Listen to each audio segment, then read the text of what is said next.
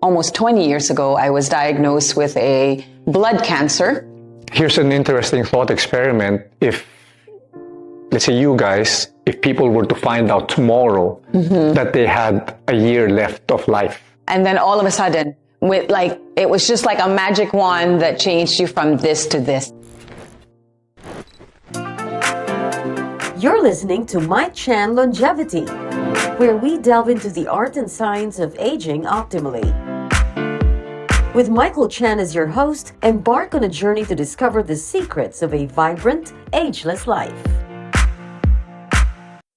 Hi, I'm Ana Amigo, and I'd like to welcome you to the Mike Chan Longevity How to Be Ageless, where we look closer into the art and science of aging optimally.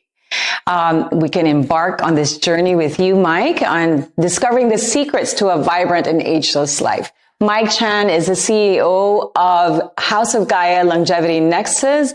He's also the CEO of Lumiere Anti-Aging Skin Clinic, certified in medical aesthetics by the International Academy for Aesthetic Sciences, as well as certified in nutrition science by Stanford University. Author of the book, The Science of Aging Well, How to Look 20 Years Younger. Thank you, Mike. I will be reading that book. Close to a decade of clinical work where he has helped countless of people reverse the effects of premature aging, how to lose weight, reversing diabetes, and simply to look and feel young again. Also, on top of that, his TikTok videos, 6 million views of the science of longevity. Exactly. Right? Your topic was that was very longevity. surprising. Yeah. That's very interesting. That shows you there are 6 million plus people there. Exactly. Who want to know about. Originally, I thought it was just me and my mom. So I'm not 6 million people. Not according to statistics. No, I was invited by a small podcast, actually, a few months ago to talk about longevity. And in my mind, I was thinking, why, right? Who'd watch that? And then I got a call when they aired the video. I got a call a few hours later. Wow. When they aired the video, I said, did you see your video? We just posted it a couple of hours ago. It already has 300,000 views. And then they called me again the following day. Now it has 1 million views. Wow, that was a big surprise for me. And well, for me, yes, it is a surprise, but not really at the same time, because we're all thinking about how to find the fountain of youth, how to age gracefully, diba? Girls. I mean, at least on my side, I can speak for the girls. More the girls than the boys, right? Yeah. No, I think boys are also just as interested in that subject. Well, apparently, yes. Yeah. We're finding out. I want to know what was it that sparked your wanting to share your knowledge on this on TikTok? If you're asking why I'm interested in aging and longevity, I can probably answer that with another question of my own. My question is, why isn't everybody interested in the science of longevity? Mm-hmm. Because aging is such a, universal human experience. We're all statistically going to go through this. It's the road that we take towards our final destination, which is end of life. Mm-hmm. And it's surprising to me how many people are reckless with the way they age. They take the short and bumpy road towards death rather than the long, smooth, and scenic road, right? People are very, very reactive when it comes to aging. Reactive is a good word. Yes. I woke up today reacting. Yeah, reacting to my, why did it take me so long to think about how to age gracefully? Well, you're not alone. Yeah. Majority of people fail to plan for how they age. Mm-hmm. And because they fail to plan, statistically speaking, about 90% of people will suffer greatly and lose a significant portion of their life savings in the last 5% of their lives, trying to buy back the health that they lost. Health is definitely wealth. Exactly. And my objective with this podcast is to make sure that my family, my loved ones, my friends, live as long and as well as possible, because a lot of people are giving away a lot of good years simply by failing to plan for how they're going to age. Yeah. And if I can take our viewers, as many people along for the ride as we can, then the more the merrier. I also want to share with you and our viewers. I know that I've already told you this, but 10 years ago, actually almost 20 years ago, I was diagnosed with a blood cancer. Obviously, when the doctor told me a little more about it, it was quite scary because my children at that time, they were just babies, really. And it took me that to realize how important health is. Of course, as the years went by, I was being managed by doctors. I was on oral chemo, but I lived normally. Still. Until 10 years ago, I was on vacation and I ended up in the emergency room. My stomach was so big, I didn't know what was happening. I was losing weight. My stomach became so big, I turned yellowish. It turns out that I had lost my liver, or I had liver function. Yeah. So it basically blew up because my hepatic vein, 1 in a million people get it, but my hepatic vein had been blocked by a clot that was caused by my blood cancer.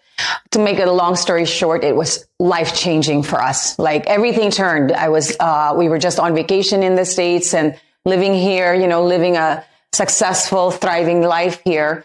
And then all of a sudden, it was just like a magic wand that changed you from this to this.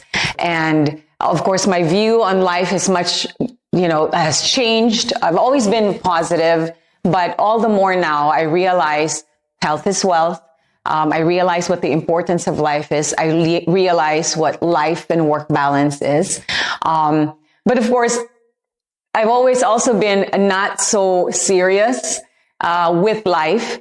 So the things that I really should think about more, I wasn't really thinking about. And I still continually, until now, really, even if I've learned lessons, sometimes I'm still not as serious about, let's say, health or aging as I should be, because we have the same journey. Like you have children, I have children. My children are still relatively young, and I want to make sure I'm around for them as long as I can be. And I want to be around for them as they, start their lives, right? And I'd like to be able to hold my grandchildren someday. Exactly. So I'm really so happy that you're doing this, and sharing your knowledge with so many people, because you will touch so many lives from this. And I'm hoping that people will take heed and listen to what you have to say. Actually, to your point, thank you for sharing your story.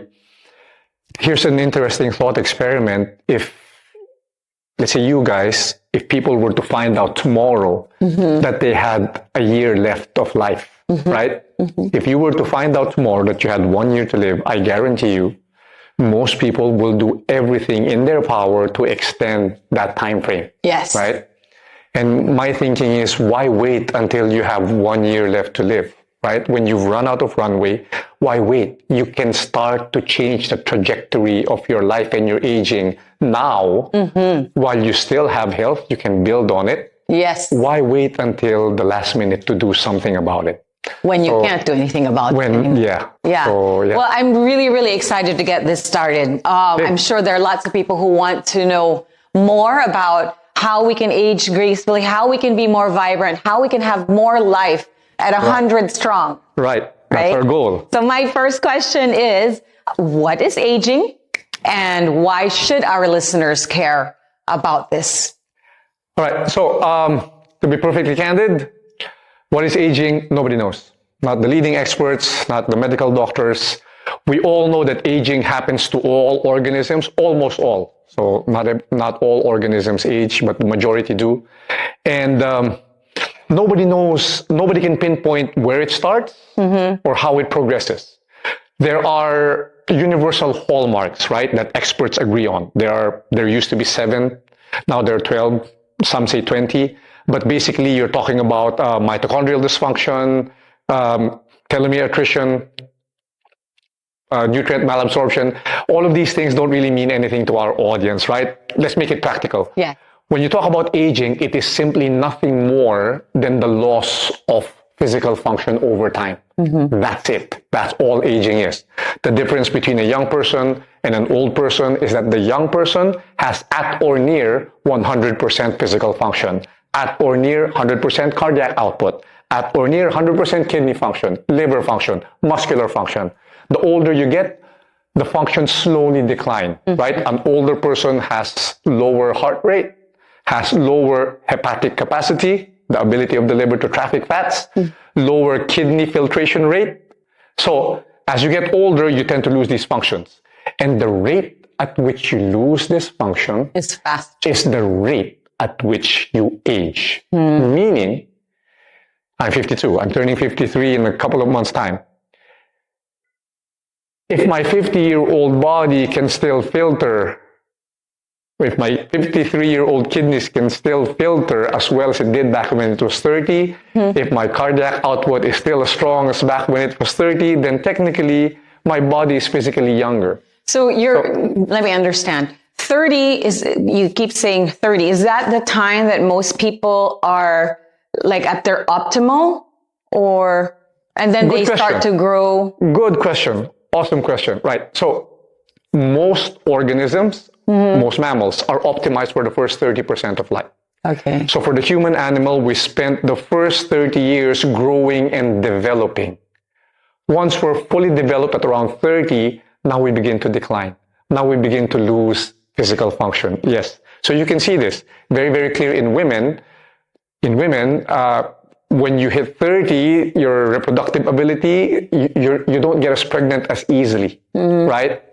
And when you hit 50, more or less, when you hit menopause, that reproductive function completely goes away. So the same is true for all of our functions, our motor functions, our reflexes, our cognitive functions. They all begin to decline past age of 30. Yeah. And the faster... At this modern time.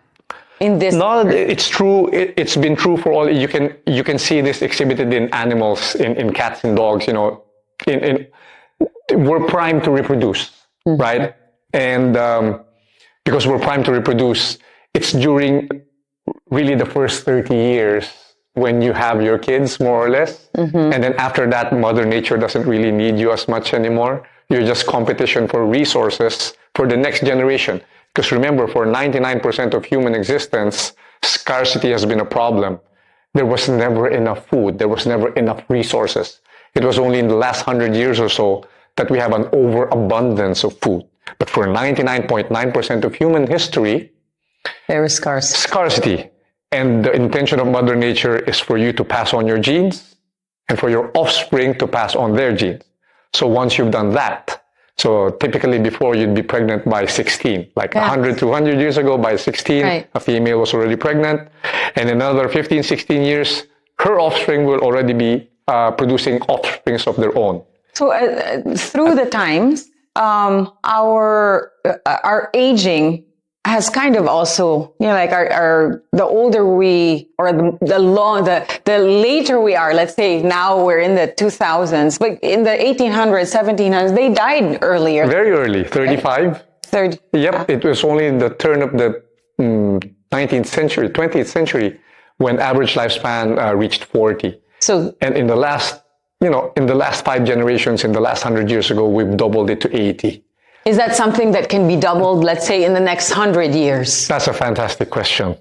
Mike, we were talking about lifespans. The doubling of and the doubling of the average lifespan, human lifespan. So at that time, you said even 1920, the average lifespan was a little over 40 years. And then now in 2020... Now it's 78, 80 years, more or less. And you were asking if it was possible to double that again. Yeah. Right? So... Because that's only 100 years. Exactly. Yeah. But you have to remember that for 99% of human history, it was only around 40 years, right? 35, 40 years. And we've been able to do something in the last 100 years that has never been done in human history, which was double average human lifespan. So I need people to understand that, you know, when you say average of 40 years, it didn't mean that we were dying at 40. Yeah. It meant that for every person who lived to 80, one would die at childbirth. So, you know, you average it out, right? And the way we were able to double that, it wasn't really through small incremental steps. It was really one giant leap forward. So this is very important for our viewers to understand. The way we were able to double human lifespan was through the discovery of the invention of the light microscope and antibiotics. So previous to, like in the early 1900s and below, the leading causes of death were infectious diseases, tuberculosis, pneumonia, influenza, and then they found, and then they found accidentally, right? Yeah. Penicillin was discovered, and when you remove the top causes of death, all of a sudden humans started living longer. The reason why it took 100 years to double the average human lifespan off on that one discovery, this is very important. It's because it took time for the new technology to reach everyone. It took time for that one discovery to be a worldwide practice. Yeah. And why is that important? Because you were asking if it was possible to double again human lifespan. So what most people don't understand is that the technology to reverse aging, because we were talking about that, right? Yes. It's potentially already here. Wow. Potentially already here. Do you want to talk about that? Because I really want to. Sure. Very, very briefly, 2006, this Japanese scientist, his name is Shinya Yamanaka, he discovered 4 genes, OX4, SOX2, so they call them the Yamanaka factors. And they find that if you express these genes, you can actually take a fully grown, an adult cell, it's called a somatic cell, fully differentiated, and turn it back into an embryonic or stage 0 stem cell, right? So you can effectively reverse the age of a cell, and we're a collection of 50 trillion cells. So if you can do that for one cell, theoretically, if you can do that for all cells, you can potentially reverse human aging. And scientists are actually routinely doing this. Routinely.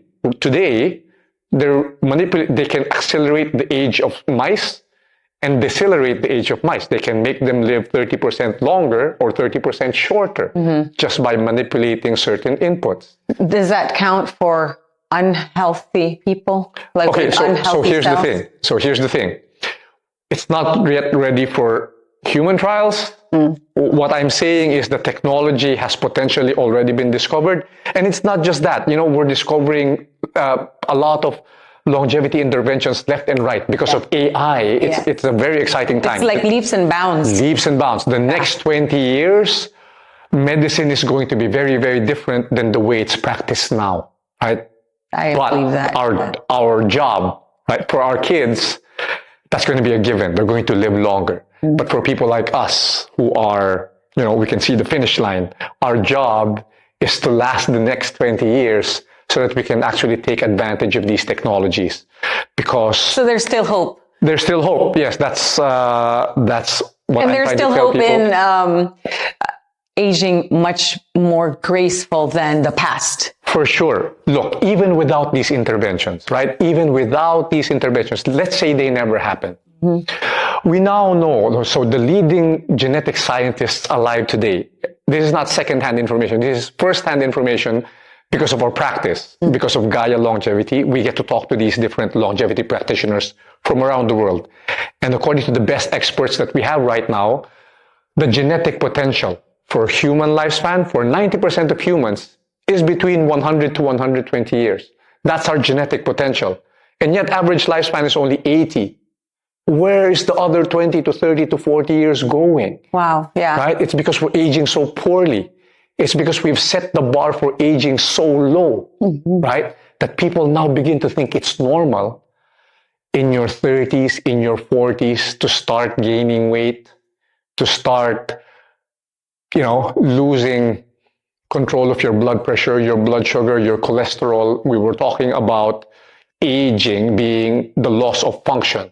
So one of the most obvious ways, well, obvious to people like me, but maybe not obvious to our viewers, is the loss of homeostatic function.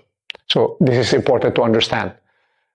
Humans, like cars, when cars leave the factory, they have factory settings, right? The engine temperature has to run just so, the oil pressure, the tire pressure, to make the car run perfectly. Humans have the same setting right? Blood pressure 120/80, temperature 36.5, 36.6, heart rate between 60 to 100 beats per minute. So the body keeps a very, very tight homeostatic set point for it to be able to operate efficiently. And when we get older, we begin to lose those basic functions, right? So in closed machinery, you call that entropy or natural breakdown of any mechanical closed system. In humans, we call that aging. When you see your blood pressure begin to climb, when you see your blood sugar begin to climb in your 30s, in your 40s, and people accept that as normal, understand that that's normal. You're aging prematurely. You're beginning to lose the homeostatic function. You're beginning to lose your ability to maintain that set point. And it's supposed to be with us throughout life. I mean, yes, it will deteriorate a bit, but what we know as disease of hypertension, disease of diabetes, or loss of blood sugar control, those are diseases of aging. You're actually accelerating the aging process for yourself, and you have no idea because you think it's normal. Okay. So you were saying earlier that optimally we are about 30. When we're in our 30s, that's when the development, and then that's when we start to decline, right? So how do you keep that time? Because you were saying you're losing the ability to stay healthy because you're accepting what is normal. But it's what is common as normal. Right? Sorry, what is common as normal. Yes. Right? So sorry, just because I want to hammer home this point is very, very important. When you go out in the restaurants, when you go out in the parks or any public place, you see people in their 30s or 40s, they're already beginning to gain weight, you know? Yeah. Slowly getting fatter. You can see even their body movements. The gait is becoming slower, right? The gait speed is becoming slower. And we say, it's normal. It's normal that I'm getting fat, I'm getting weaker because I'm not 20 anymore. It's not normal. It's common. But it's not. But it's not normal. You hear that, everyone? It is common, but not normal. And you don't want to be normal. You don't want to be normal because the average normal person, remember this, the average person is overweight. The average person does not exercise. The average person undersleeps. The average person is poorly nourished. The average person is going to be hypertensive and pre-diabetic by the time they're in their 40s. And that average person is going to be on 6 or 7 medications by the time they're in their 60s. And that average person is living 78, 80 years. How long would you live if you were an optimal human? I was saying that, we've known each other for quite some time. The years passed. And many decades have passed, actually. But you remain optimal in aging. It's almost like you reversed aging. Your like physique is tip top. Thank you.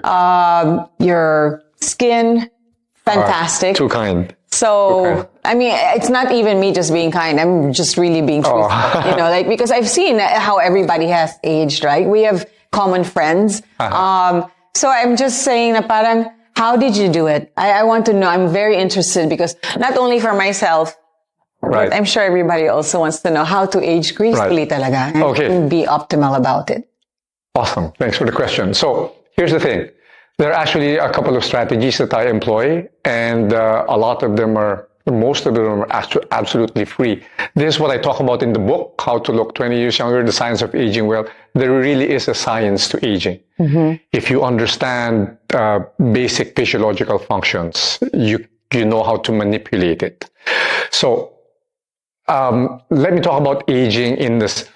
A lot of people think that aging is genetic, right? So people who age well, they're blessed with good genes. And people who age poorly, what can I do? My parents had this and that. So it's actually not genetic. It's more epigenetic. What does that mean? The epigenome, so when you say genetic, the genes that you're born with, some of those are fixed. The color of your eyes, the color of your hair, your height, skin tone, right? But a vast majority of them are actually you have a lot of agency over them. You have a lot of control over them. So that's called epigenetic, a step above. Epi is a step above the genes. Genes are basically a set of information. But which information gets activated is a result of many different environmental factors. And so in the book, I talk about 5 keys to aging really, really well. So here's what you guys might want to listen to right now, okay? So pay attention.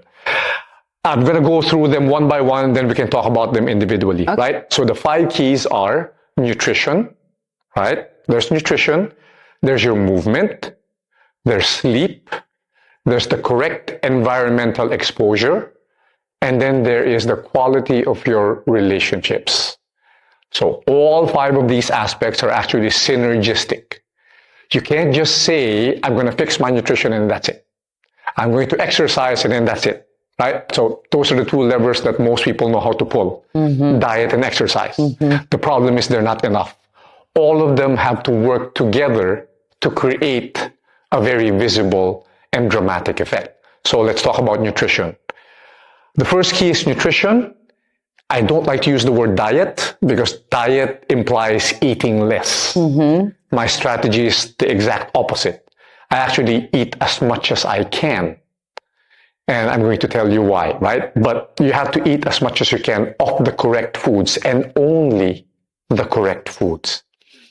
So let me put it to you this way. Most people, when they try to lose weight, they try to diet, right? And that works for a while. If you eat less, you're going to lose a bit of weight. Yeah. What ends up happening for most people is that they lose a few pounds and then they get stuck. They plateau at a certain stage. And then the minute they start eating close to what they were eating before in terms of volume, they put all the weight back on. And so people become frustrated and they say, I'm probably too old. This is the best I can do, right? So the human body wasn't designed to diet. No animal in the world will voluntarily restrict calories when calories are freely available. No other animal in the world counts calories. No other animal in the world does portion control. Every other animal will eat to satiety if food is freely available. So if you watch National Geographic, right, you see a lion make a kill, it's not going to stop eating if it's not full, right? But once it's full, it's going to just walk away. Yes. Right? So we were designed. Why? Because we have a built-in calorie counting system. It's called our incretin system. It's located in the small intestine. There are specialized cells there, the K cells, the L cells. And they work by detecting the nutrients that are entering your body. And if you have enough of the correct nutrients, they send signals to the brain. CCK, peptide YY, ghrelin, leptin, sorry. And they tell the body to stop eating, right? So you've had this feeling before when you've probably overeaten at a party, right? If you overeat, what tends to happen? You tend to become nauseous, right? And then if you force yourself, you feel really yucky. And then if you force yourself to eat more, eventually you're going to throw up because the body defends against overnutrition, just like it defends against undernutrition. If you were genuinely lacking in energy, you know that signal as hunger, right? If you're hungry and you don't eat, the feeling will intensify until it comes to a point where, you're going to kill somebody just to eat. So nature controls that, but it only works when you're eating the correct foods. And that's what I do. So because we only have about an hour or so for this podcast, we're going to be delving into nutrition in succeeding episodes. But for now, I need you to understand that nutrition is the foundation of our program. You get your nutrition right, everything else becomes easy. You get this one thing wrong, everything else becomes hard. But the key thing here is you have to be able to eat to satiety and not gain weight, right?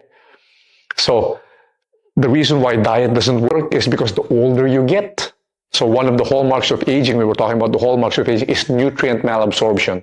The older you get, the less your body can take in the nutrients. That's why the older you get, you eat less also. And that's the wrong strategy, right? Older people, because they move less, they eat less. Yes. Right? Because appetite is also driven by physical activity.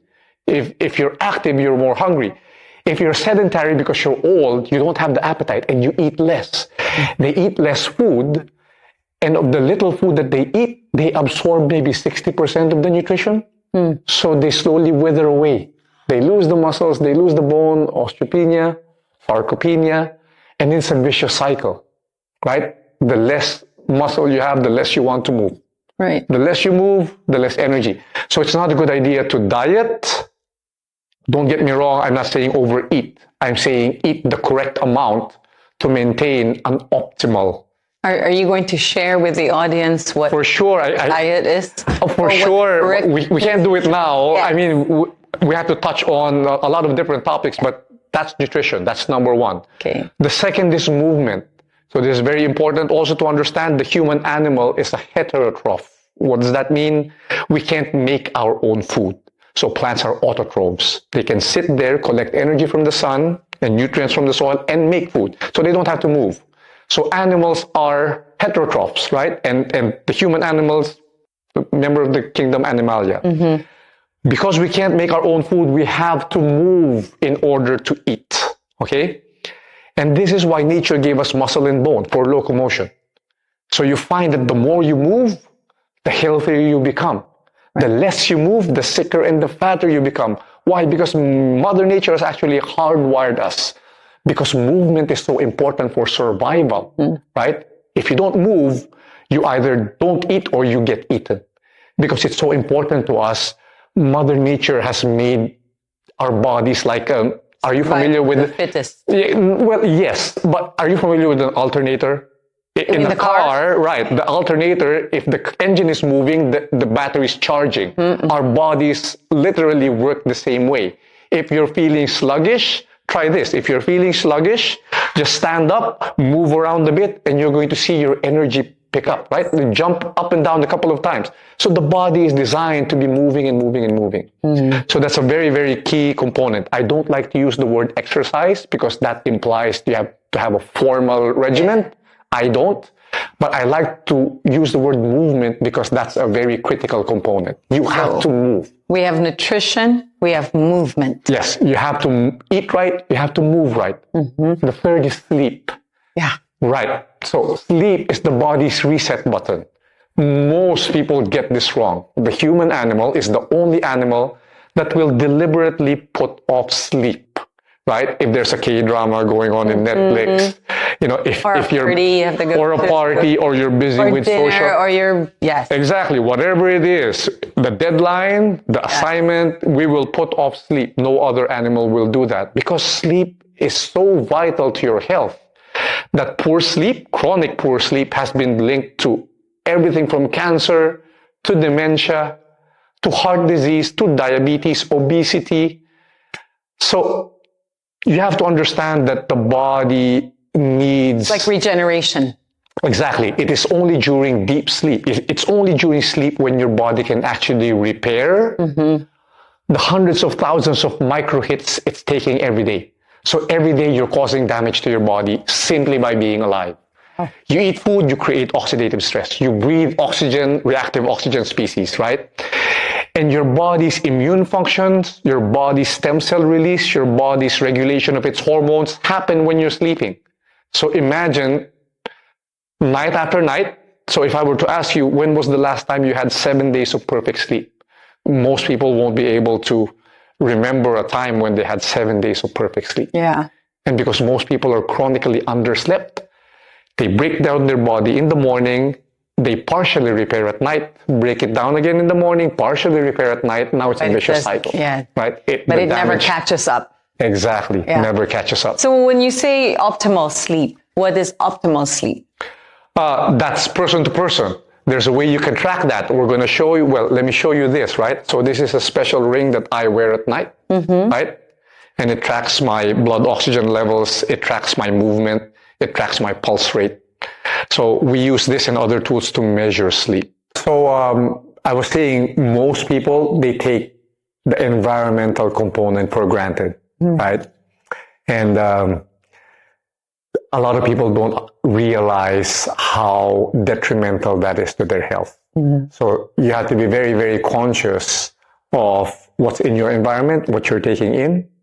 You know, again, I can delve into that into more detail as we go along. But for now, we've covered nutrition, we've covered movement, we've covered sleep, correct environmental exposure. The last key that's very, very important is the quality of your relationships. So this is interesting. the science shows that among all the other lifestyle factors that are determinant to a long life, your relationships play a bigger role than your nutrition, your exercise, and your sleep combined. Yeah. Right? So people with, if you look at the blue zones, are you familiar with the blue zones, right? Yes. If you're familiar, so for those of you who aren't, blue zones are these areas scattered all over the world where they have a disproportionate number of centenarians, people who live to 100 and beyond. And they live in different parts of the globe. Japan, Greece, right? Costa Rica, the United States. So different habits, different foods. The one thing that they all have in common is strong personal relationships. These communities, right? The older people, they're a very active part of the community. They are, so we were talking about this in private the other day when we were at the office, and you said, as you get older, you tend to become invisible. That was very, very interesting. Yeah. In these cultures, in these populations, the old people are valued. Yes. Are very much valued Japan, as part of wisdom. Exactly. Right? They're very much valued. The young people interact regularly with the older people because in many Western countries, you know, we send off our old people to homes because we can't take care of them. We're so busy with our jobs. But in these populations, the older people are always needed. They have a role to play. They're revered. Well, yes, maybe, but they're still an active part of the community. And so the quality of your relationships may have more to do with the length of your life than your diet or your exercise. So you have to make sure that you're always building relationships with family, with friends. You don't need a lot of friends. So the studies show 3 or 4 close friends, that's enough as long as you can share with them. And interestingly, when we're talking about relationships, for men, one of the biggest contributors to a long life, is actually having a wife. Being married. There you go. Yes. So men who are married tend to live 15 to 30% longer than their unmarried counterparts. And why is that? Because they're being taken care of? Because lots of theories. Lots of theories. Yes. It's usually the women who are more sensitive. So, and it's also, this has something to do with relationships because women tend to have more friends, wider social circles. Men tend to be more isolated, right? We'll talk to other men when it's business or when there's a trade or something to be gained. Or when the wives make them talk. Yeah. So by extension, because you have friends, then we have friends as well. Right. But yeah, so men, they don't even have to be happily married. They just have to be married. Wow. Right. Okay. For women to have a lifespan extension effect, you have to be happily married. Yeah, it's not enough to be married. How about just happy? Not happily. Oh, well, yeah. If you're happy, you tend to live longer. You have good friends. Yeah. You know, I have to attest to that. Going back to when I was not well and in the hospital, I had lots of friends coming in. And, you know, I was at the brink really of it's despair, near death, right? Yeah. And times I just would want to give up because it was so painful what I went through. Like every day there was just so much pain. But because I felt that I owed also all my friends, obviously my family, but, you know, my friends, my family, now I felt like I had to fight for them. It was a big part of my decision to stay alive. And to work at surviving. Because you had something to live for. Because I had something to live for. There. So I can definitely attest to that. Like, I'm living for something. If I didn't have anything to live for, then I would have just said, I'm done. This is, you know. So yeah, definitely I believe what you're saying when it comes to relationships. How important it is to have relationships. Right. So those are the basics, right? And again, thanks for sharing that. Those are the basics. Those are the things that you can do for free. If you're really serious about longevity, though, there's another component. This is where the science comes in. This is where the practice of longevity medicine comes in. So if you've never heard of, I mean, a lot of our viewers have probably never heard of longevity medicine. This is not wellness. This is not functional medicine. This is a legitimate science-based allopathic Western medicine that uses big data and AI learning. And the objective is to take you past average human lifespan. In short, how do we maximize the length of life and the quality of life? Yes, so because that's very important. Exactly. You can live so long, but all your family and your friends are gone. What's the point? Well, right? that's true. That's true. You want also everybody else to be around, right? So you also, it's also a responsibility to share. Right. So knowledge. Exactly. But since we're talking about lifespan extension, we're talking about how to reverse or at least slow down aging. We actually can use science now. We now have the tools to actually track your pace of aging and slow it down. So that's... Is this like real time we can do this? You can measure real time. You can measure... So it's not magic. When we're talking about age reversal, it's actually very measurable. So most people, when they hear age reversal, they think Benjamin Button, right? So you're old and then you become young. It's actually not like that. So let me take a step back. When we talk about aging, right? You asked me if it was possible to reverse aging. Not at this point, not for humans anyway, but what is possible and unequivocally possible is to reverse premature aging. Premature aging.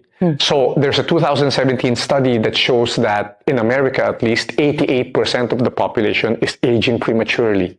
Okay? They're losing function faster than normal. And the data from the rest of the world shows that... Is it because also of their lifestyle? Yes, that's true. And plus because they're probably because they collect more data than anyone else, so we can see. So when you talk about premature aging, I mentioned getting diabetes early, getting hypertension early, getting heart disease early. These are all premature aging, even gaining weight, right? So people think it's normal to gain weight with age. Right. But it doesn't happen for any other animal species. Remember that. Once an animal is fully formed, that's basically his body for the rest of their lives. But for the human animal, we think it's normal to start getting fatter as we get older, right? Right. And that's actually not true. When you get fatter, what happens? Your blood pressure comes up. Your blood sugar comes up. Your cholesterol comes up. So you're not actually getting fatter, you're getting sicker. And most people don't realize this, right? So this premature aging is reversible. If I can reverse your diabetes, if I can reverse your hypertension, if I can make you normal weight again, the weight that you were when you were in high school or college or at your physical prime, I have essentially reversed the aging process because I have restored function. So that's what we mean by when we say we reverse aging, since aging is it's a matter of function. If I can restore your physiologic, biological function, I'm essentially reversing your physical aging. This reverse, so I mean, it is physical then. Yes. So we can actually look younger. Oh yes, for sure. For sure. Generally, like an obese person, Yes. you compare an obese person with the person same age who is slimmer, Yes. the slimmer person will naturally look younger, right? Yeah. So yes, it translates. But again, this is important. So you're talking about looks, right? Yes. Because this is important for women. Important for women. So what people have to understand is that when you talk about aging, you're basically talking about loss of organ function, right? The function of your heart, the function of your liver, because if you lose enough function in any of these major organs, that's the end of life for you. People often forget that the skin is an organ. That is, well, apart from the eyes, that's the only visible organ that you can see, right? Everything else is inside. But your skin health is directly correlated with the health of your organs. Because the body is systemic. You're doing that, I'm right? checking my skin. So the body is systemic. You can't have a diseased organ without that organ affecting every other organ in the body. Okay? And there are actually several interesting studies that show that you can actually predict a person's length of life by the number of wrinkles they have on their face. The skin age, yes. Yeah. So the older the skin looks, the older the person actually is, even psychologically. So we measure that with something called the psychological age. There are actually tests. If a person sees himself or herself as younger, when they look in the mirror, they say, I'm young. Yeah. Even mentally, they're different. Like a person who sees themselves as older will generally make decisions based out of fear, right? Let's try something new. And now we're too old for that. No, that's dangerous. Yeah. No, let's not, right? It's too risky. But a person who sees themselves as younger generally make decisions based out of knowledge and fact. Yeah, that makes sense. Let's try that. Because they're more fearless, right? So... Kind of me. Sometimes I'm fearless. No. A lot of times I'm fearless. That's good. So it means... Borderline reckless. Maybe. I hope not, but yeah. Right. So that means you're still young. So yeah. And when you talk about science, yes, we can you see these devices that I'm wearing. This device measures my heart rate variability. It measures my pulse rate. This one measures my blood pressure. This is part of like the House of Gaia program. Yeah, this is a part of our program. So at Gaia Longevity, we actually teach people how to program their aging curve, their aging trajectory. Can we talk quickly about your nutrition again? Okay. Because like me, I hear what you're saying. I believe what you're saying. But when I go home, I don't know how to fix nutrition. Most people don't. Yeah. Most people, because there's so many information out there. There are so many fad diets, keto, paleo, vegan, vegetarian, whatever, right? Are we going to have a session where we can talk about food? For sure. We're going to show you exactly, I can show you how I eat. We can actually take you behind the scenes and see how we prepare our meals. Yes. But basically, we eat in such a way that it makes it impossible to become fat, to become overweight. Oh. Remember... I'm sure there's a lot of people wanting to hear this. So you have to understand, if you look at our hunter-gatherer ancestors, the Kitavans, the Maasai, the Inuit, their incidence of obesity is 0%. Doesn't happen. Just like you will never see an obese lion. You get what I'm saying, right? My cat is obese. Because he's living with you, right? Have you ever seen... So yeah, you have seen fat cats and fat dogs on YouTube, on pictures. Have you seen a fat stray cat? No. Or a fat stray dog? Right? So it doesn't happen. Because when you leave animals alone, they know the foods to look for. When they go through your garbage, they're not looking for your leftover breakfast cereal or your cake, whatever, right? They're looking for the foods that they're designed to eat. They're looking for the fish heads. They're looking for the bones. They're looking for the organ meats we throw away. And because they eat naturally, their body tells them when to stop. So it's impossible to become obese in a correct diet. So most people, they have to manipulate their diet somehow because most of what we're eating is wrong. So that's a fact.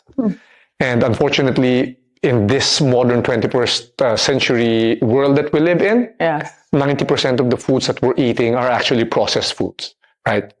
So very bad for you. They're very bad for you. And most of the things that you've been told are good for you are actually bad for you. Actually, off camera, we were talking about yawning. Yes. So if you're yawning in the middle of the day, that's a sign that you're not sleeping optimally. Yes. But the funny thing is, Mike, I love to sleep. And especially when I was younger, I could sleep 14 hours. I wouldn't even get up for my class because I love sleeping. But you were saying... So yeah, I was saying, that's not always a good thing. So we know that more sleep is better, but just like everything else, the human body works in a J-shaped curve. Okay. Too much of anything is also bad. So if you look at the studies, if you're sleeping between 7 to 9 hours, it's good. You tend to live longer. But if you're sleeping over 9 hours consistently, that tracks with a shorter lifespan. So, if you're sleeping all the time and you're tired all the time, you might want to have your thyroid checked, or you might want to look into an underlying reason why, right? So, but what I was saying, the important point is, I need people to understand that sleep is programmable. It is programmable like clockwork. Really? So I use this device. I was showing this to you guys earlier. It's a pulse oximeter. It's a medical grade FDA approved device that you can use to measure the blood oxygen level in your body and your brain, your pulse rate. It shows you how well you're sleeping or how poorly. So look, I want to show you something. These are my sleep scores out of 10, right? Out of 10, these are my sleep scores. I want you to read the different days. Just read them, the values. Last night it was 1 October. Yeah, 9.9. 9.9. Oh, this is out of 10? Out of 10. Wow, 9.9, 10, 9.8, 9.9, 9. Wow, you're like summa cum laude. So I need people to understand that it's actually programmable. And the reason why it's consistently like this, it's because I've learned how to do this. It wasn't always like this, right? I learned I needed to sleep at a certain side. Yeah. And I learned that I needed to stop eating at a certain time. I learned I needed to be in bed by a certain time. So most people in their 50s, they would consider themselves lucky to get 6 or 7 hours of sleep. I consistently get anywhere between 8 to 9 hours each night. That's perfect. 8 to 9 hours. Each night, Yeah. yes. So it's programmable, guys. You just have to learn how to do it. Yeah. And so then, teach us how. We will in succeeding episodes. We only have an hour, right? Yeah. So the other thing is to track. So a lot of people are saying, there's a lot of people on social media saying you should not track sleep. Don't track sleep because it's going to lead to you trying to game your sleep. It's going to lead to you being paranoid. Did I get good sleep and stuff like that, right? So you should not track because it can actually make your sleep worse. My response to that's not true. That is not true. The reason why most people are told not to track their sleep, it's true. Don't track your sleep if you don't know how to intervene.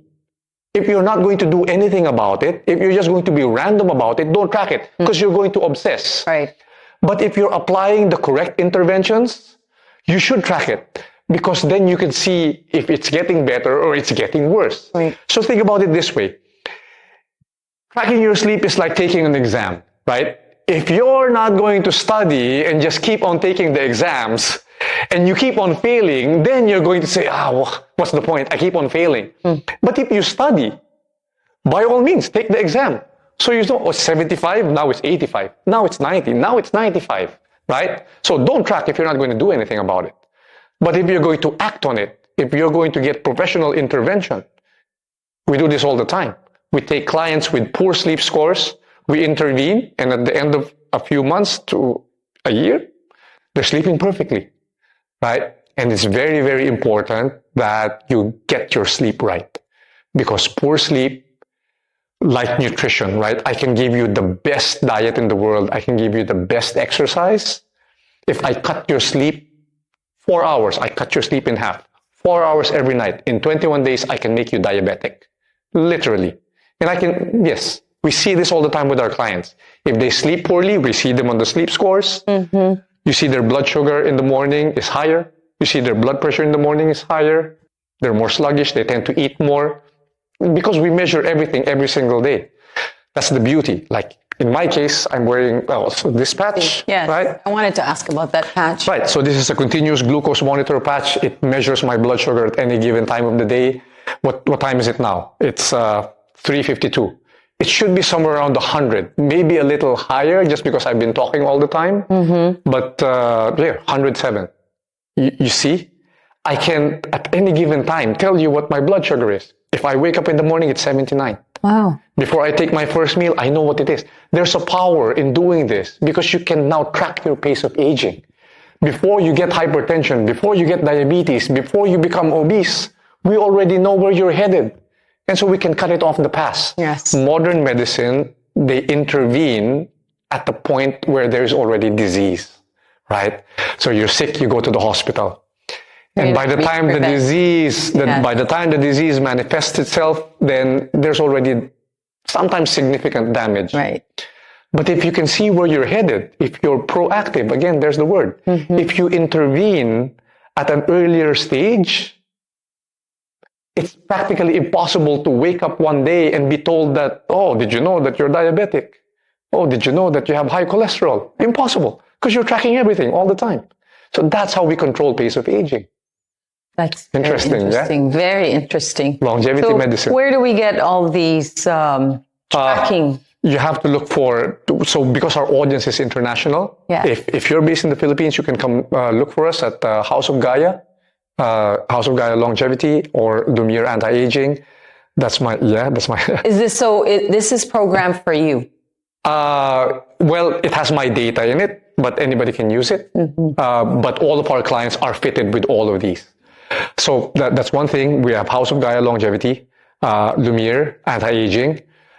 We also have an online program, or they can get a copy of the book if they're interested. But if you're living abroad, it's always best to have a personal.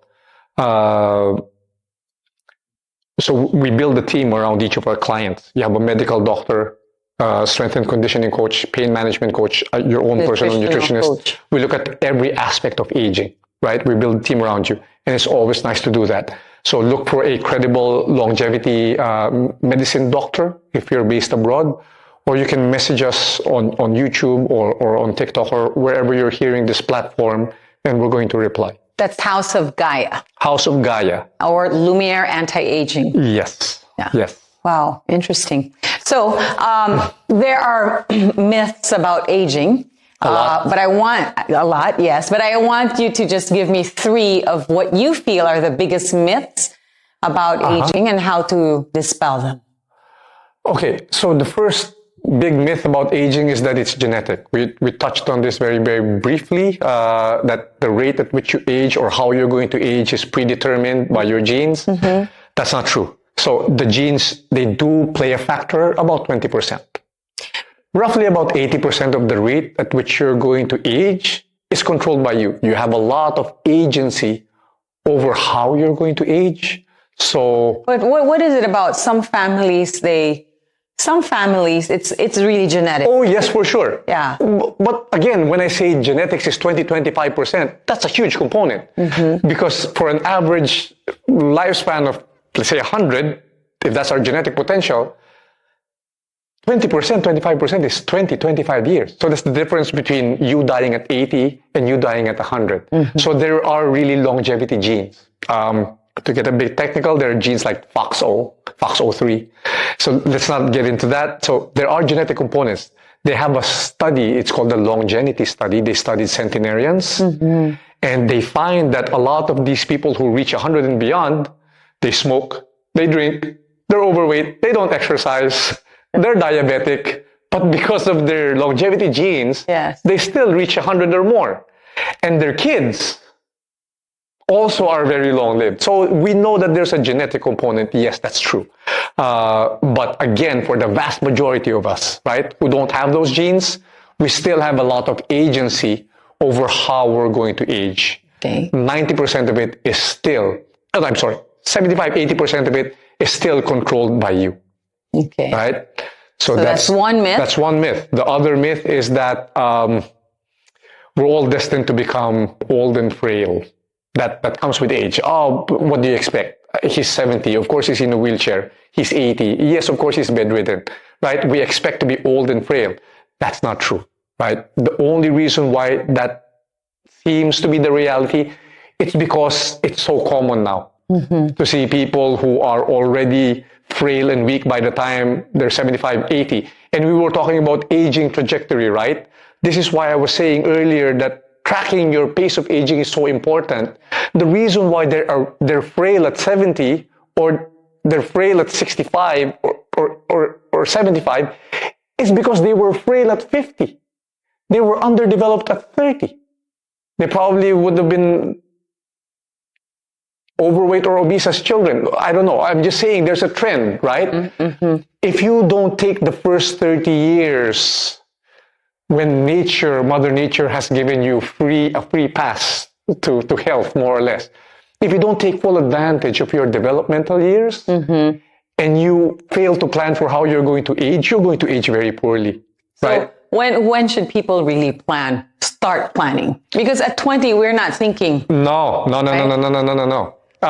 That's true. Yeah. When should you start planning? As soon as possible for your kids. Yeah. So here's an interesting study. If a child is undernourished, means that, so they studied poor countries in Africa.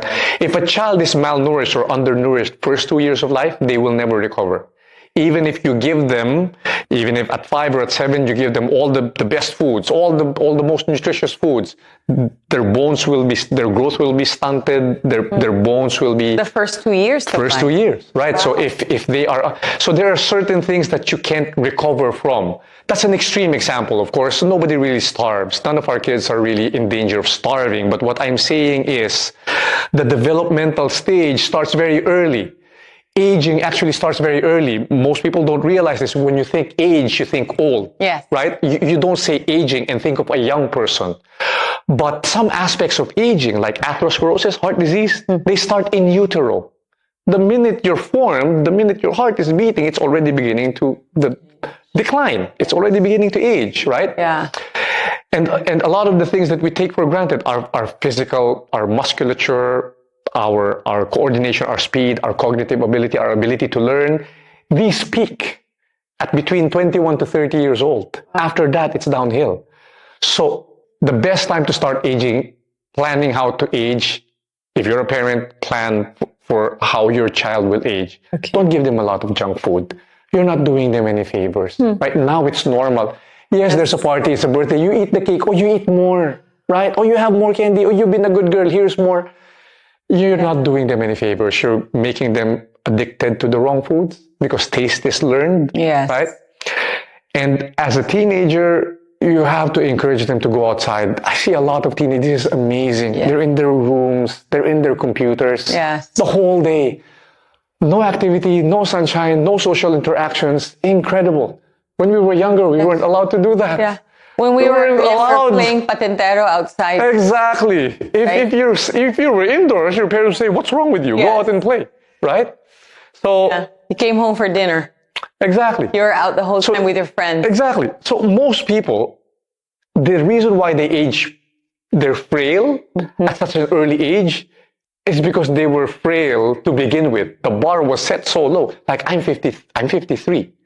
If you ask me right now how fast I can run 100 meters, I can tell you 13.6 seconds. I can run 100 meters in 13.6 seconds. That's the speed that an untrained high school kid would run it.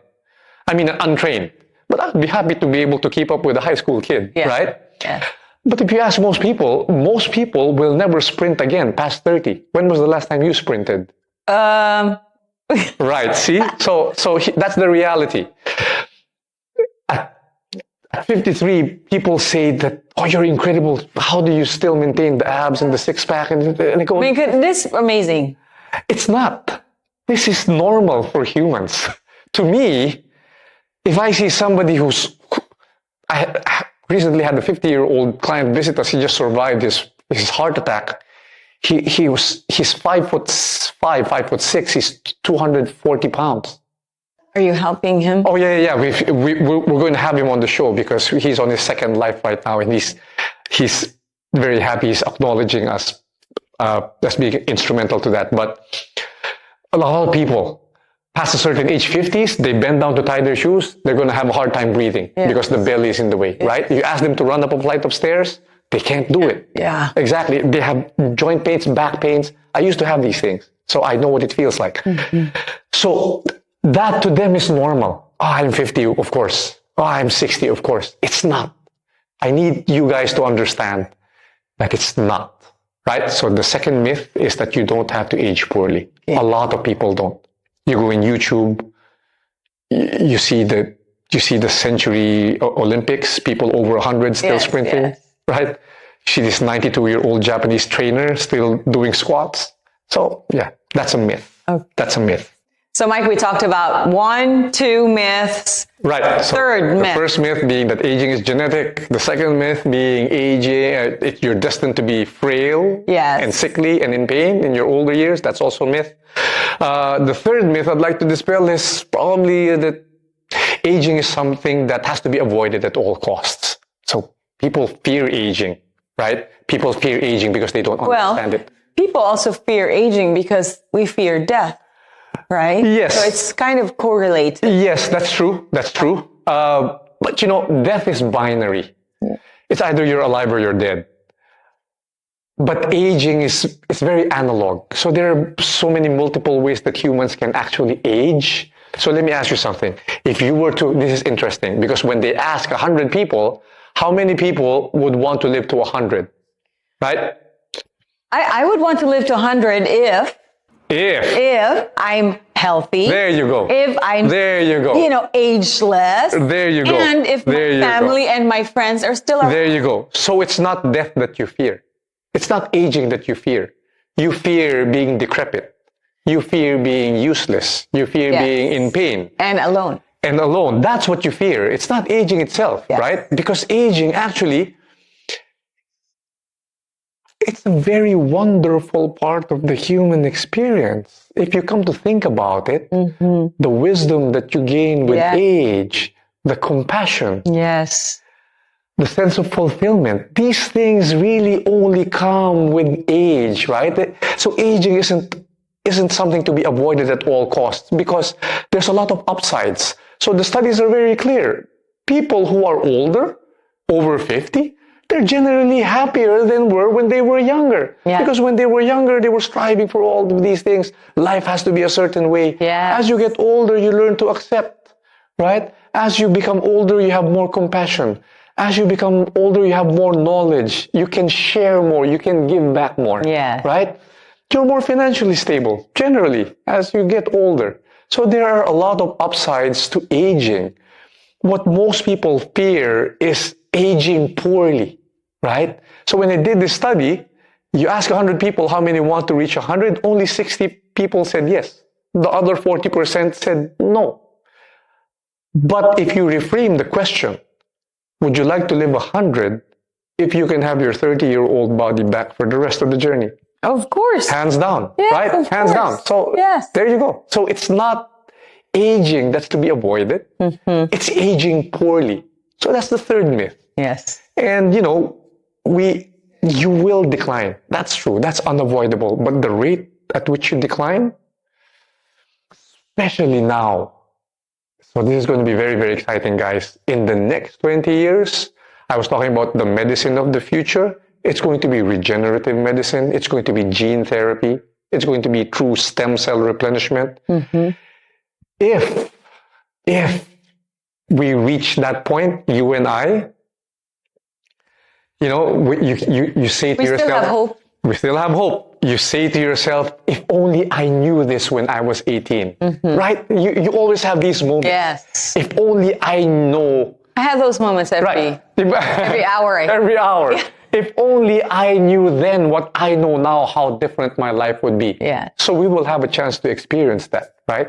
If they can reset your age and you have all of this experience, you're going to do I'm going to do a lot of things differently, right? Not make more money. No, it's to build closer relationships because now you know the things that are important. Help more people if you can. Don't be so selfish. Don't be so greedy.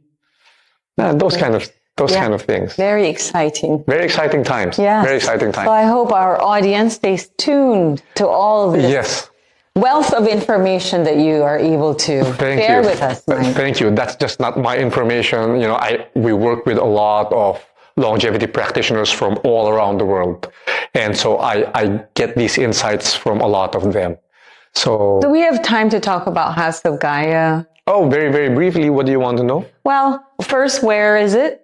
Oh, so we have a couple of branches. So here's the thing. Lumiere is already operating right now. We've been operating for close to 10 years now. So we have a couple of branches for those of you who are in the Philippines. We have a branch in Eastwood.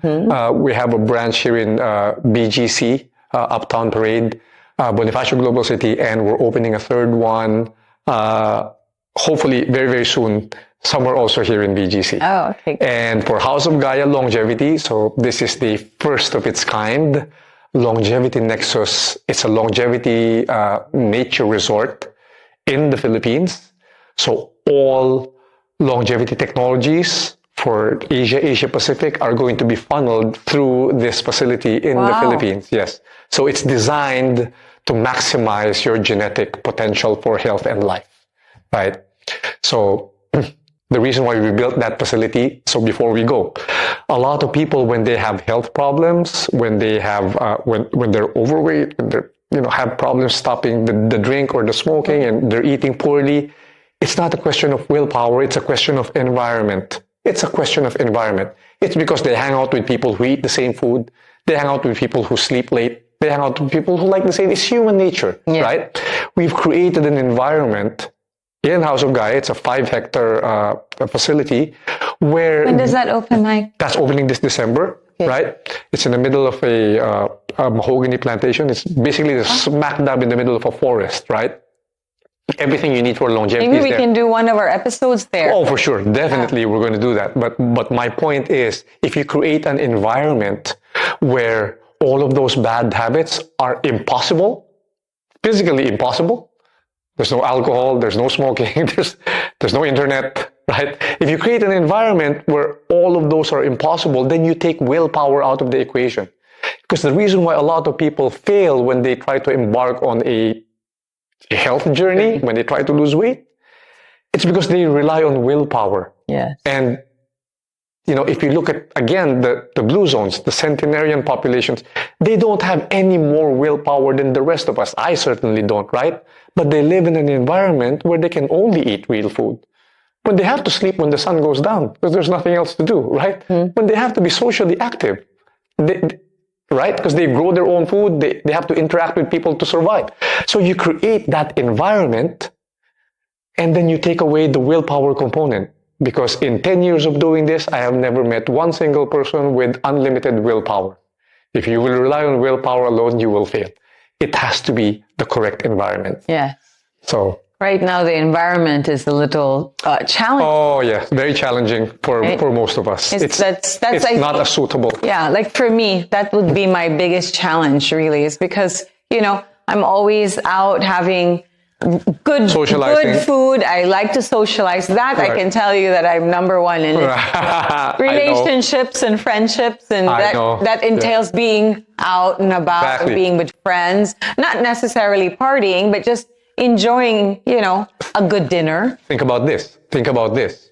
Now you can be the good influence, right? Because you create, so you don't have to be in the Gaia. You don't have to be in the middle of a forest, right? You can create your own microenvironment. Like we do that at home. They know that I only eat certain foods. So my wife only buys certain foods. They only prepare certain foods. They know that I have to be lights out by 9:30. So anything they're doing, they stop or they move to another room. 9:30? 9:30 lights out for me every day. Yes. Wow. 9:30 lights out for me every day. So I've created this environment wherein there's... What about special occasions?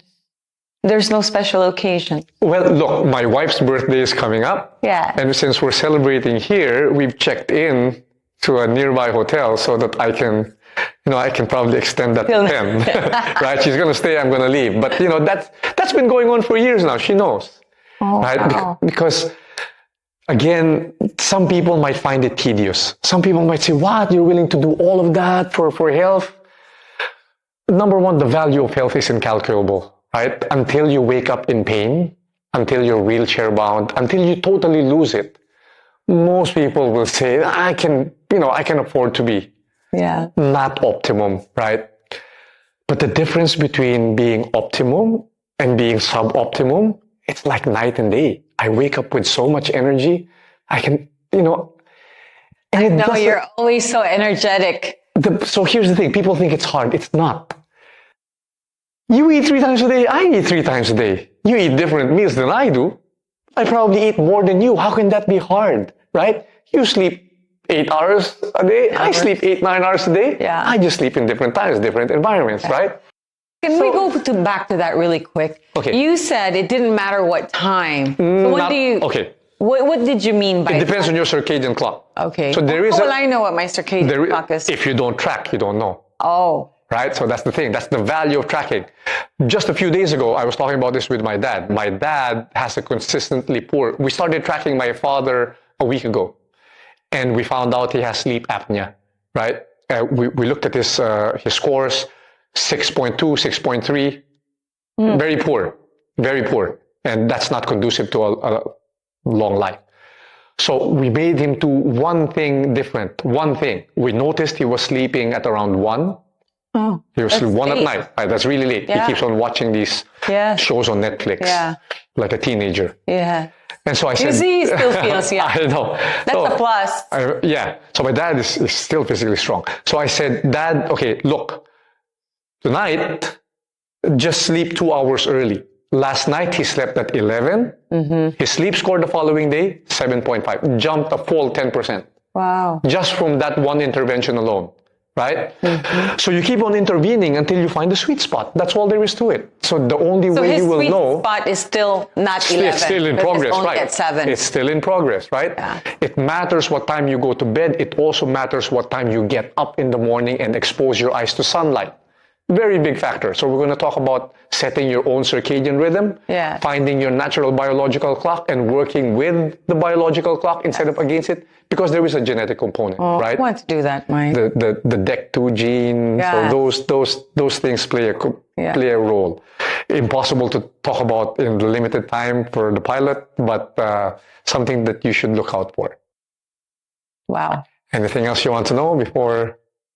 Well, I also would like to touch on beauty in our next episode, so that our ladies out there who want to, especially me, I'm like I said, we're the same age, and so aging is now becoming more and more. I think also here in the Philippines, we're more attuned to looking gracefully, beautifully. Right. So for sure, nobody wants to look old. Yeah. And for sure, we cover that. Remember, I was a medical esthetician first, right? I studied these things before I got into longevity medicine. They both go hand in hand, actually. I find that if a person is biologically younger, you need less treatments. Yes. And if the person is biologically older, all the treatments in the world are going to help. Yeah. Exactly. Right. So it's important to age well intrinsically. From the inside out, right? Don't just address extrinsic, because that's what a lot of other skin clinics do, right? They'll give you the lasers, the Botox, whatever. Yeah. And then the clients complain, I still look the same. What do you expect? So maybe that means for me, since I've been going to Lumiere, we can go a long way, I feel like I've also... You're already very beautiful as it is. Well, we'll make it better, right? Yes, that's what I wanted to hear. It's a lifestyle change, though. Yes, and I owe it to my children. I want them to always be proud of me and my health and how, what we went through as a family. And I'm responsible also for making sure that I take accountability. That's true. Everybody should. Yeah. Everybody should. So what are we going to talk about in our next episode? A lot of things. So now in the succeeding episodes, we're going to dive deep into the different interventions. We're going to be interviewing people who are influential in the health and wellness space, right? We're going to have experts from the international community. I have them lined up, and we're also going to be interviewing our patients. Yeah. So we can show you what it is that we did for them, how it is that we did, and what their experiences were. Yeah. Right? How valuable health really is. Because of course we want to be able to share that this really works and it's been proven. Exactly. Yeah. I hope that people don't think that we're doing this as a commercial venture. Yeah. It's not. It's really, we want to share. A lot of the things that we're going to be sharing with you are free. We just want you to see actual interventions, actual clinical interventions, not just theory, not just data, not just studies, but actual success stories so that you can be inspired with their stories, right? I, for one, am very inspired by the things that you and I have talked about on camera, off camera. Awesome. And I also want to share with our audience, simply because I've been through so much. Exactly. And I don't, the things that you went through emotionally, my children, are my parents, my husband. Right. We're not husbands. But so yeah, on that note. Yeah, on that note, that's another story. Yeah. We'd like to thank you guys for sticking around with us for the past hour or so, and we hope that you learned a lot today, and more importantly, we want you to start applying what you learned. So again, for everybody watching, thank you so much. My name is Mike Chan. I'm Ana Amigo. Thank you. Thank you so much. To your looks and good health. May I ask for a huge favor? If you're enjoying the show so far, could you kindly hit the like and subscribe button? We're very, very new on YouTube, and we'd like to grow the channel. as fast as possible so we can change as many lives as soon as possible.